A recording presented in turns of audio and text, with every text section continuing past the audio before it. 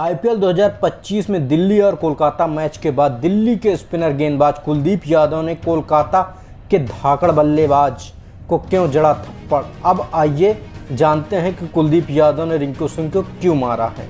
दरअसल दिल्ली और कोलकाता मैच के बाद ये कांड हुआ। कुलदीप यादव ने रिंकू सिंह के गाल में 2 थप्पड़ जड़ दिया। यह थप्पड़ भारतीय क्रिकेट के इतिहास में हुए श्रीसंत और हरभजन सिंह के थप्पड़ कांड से भी अलग है, लेकिन थप्पड़ तो थप्पड़ होता है। इस थप्पड़ की चर्चा पूरे भारत में हो रही है। अब शायद मैच के बाद कुलदीप यादव और रिंकू सिंह और उनके साथ खड़े एक और शख्स के साथ मजाक चल रहा था, कोई और बात चल रही थी। उसी बीच कुलदीप यादव ने रिंकू सिंह के गाल में एक थप्पड़ मारते हैं। थप्पड़ पड़ने के बाद रिंकू सिंह के चेहरे के हाव भाव बिल्कुल ही बदल जाते हैं।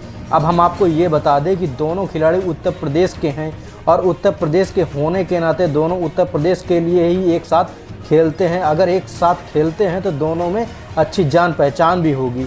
जब हम उस मैच के बाद कुलदीप का यह थप्पड़ पड़ा तो रिंकू सिंह एकदम से ही सकपका गए थे और एकदम से ही हैरान हो गए थे और रिंकू सिंह के चेहरे पर बिल्कुल साफ दिखाई दे रहा था कि वह नाराज हो गए हैं। अब थप्पड़ पड़ने के बाद जो रिंकू सिंह का चेहरा था वह बिल्कुल अलग ही दिखाई दे रहा था।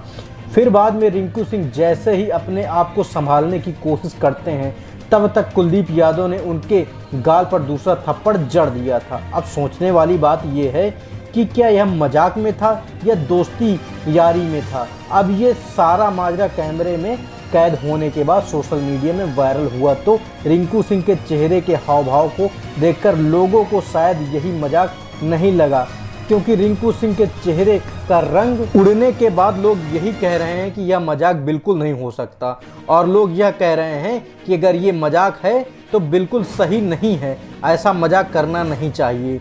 और वहीं कुलदीप यादव के ऊपर टिप्पणी करते हुए आप किसी को ऐसे थप्पड़ नहीं मार सकते, क्योंकि एक खिलाड़ी और दूसरे खिलाड़ी के बीच आपस में रिस्पेक्ट होती है। आप लाखों लोगों के सामने किसी दूसरे खिलाड़ी को ऐसे थप्पड़ नहीं मार सकते। या तो ऐसा हो गया कि आप किसी को लाखों की भीड़ के सामने बेइज्जत करना हो गया होगा। मैच के बाद रिंकू, कुलदीप और एक शख्स वहां एक साथ खड़े हैं। अचानक से कुलदीप ने रिंकू के गाल में 2 थप्पड़ मारे। उसके बाद रिंकू सिंह ने कुलदीप यादव को कुछ कह दिया, लेकिन जो भी कुछ होता है यह बहुत ही हैरान कर देने वाला वाकया था। इसको लेकर कुलदीप को लोग बहुत ही ज़्यादा बुरा भला कह रहे हैं कि कुलदीप के ऊपर एक्शन होना चाहिए और कुलदीप को टूर्नामेंट से निकाल देना चाहिए, जैसे हरभजन और श्रीसंत के केस में हरभजन सिंह के ऊपर एक्शन हुआ था, ऐसा इनके ऊपर भी होना चाहिए था। लेकिन हरभजन और श्रीसंत की कहानी कुछ अलग ही थी।